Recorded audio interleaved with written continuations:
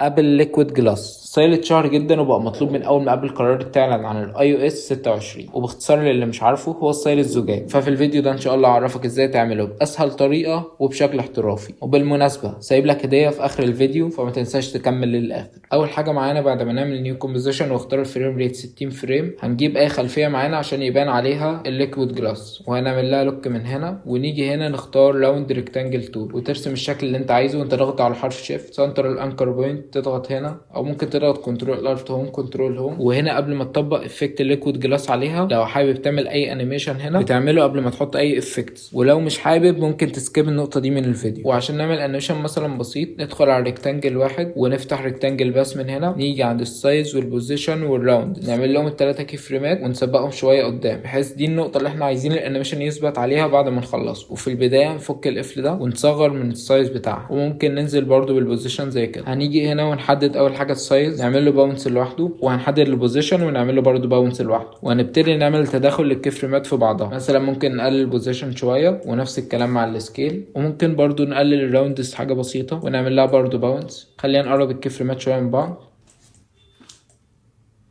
وتتحكم بقى في الباونس زي ما انت عايز من الاعدادات من الافكتس كنترول هنا، ويبقى ده شكل الانيميشن معاك. بعد ما خلصنا الانيميشن نيجي عشان نطبق عليه الليكويد جلاس، نيجي عند اللاير بتاعنا نكرره كمان مرتين بحيث يكون معانا 3 طبقات. اول واحده دي ودي اللي هنعمل لها الستروك. هتيجي عند اول لاير وتضغط كليك يمين، تروح على اللاير ستايل ضيف انر جلو، وهتفتح الانر جلو من هنا وتخلي اللون ابيض، والبلندنج مود نورمال، والاوباسيتي 100، والسايز نخليه 40.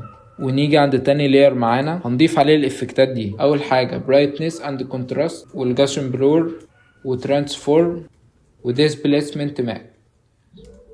وهتعمل نفس الاعدادات دي بالظبط لو عايز تطلع معاك نفس النتيجه. اول حاجه نيجي عند البرايتنس نخليها 50، والكونتراست -100، والبلوريتنس نخليها 65، والسكيل نخليه 120. وتنزل عند الديسبيسمنت ماب، هتيجي هنا من الخيار ده تختار شيب 3 اللي هو اول واحد معانا فوق، ومن هنا تختار افكتس اند ماسك، وتيجي عند الشيب وتفعل خاصيه الادجستمنت لاير بحيث الشيب نفسه يختفي وبس الافكتات اللي عليه تبان في نفس الاطار بتاع الشيب. وتروح على اول لاير عملناه اللي كنا ضفنا عليه الانر جلو، تروح على الفل وتقفله، وتروح على الستروك تفعله وتخلي نسبته مثلا 1.5.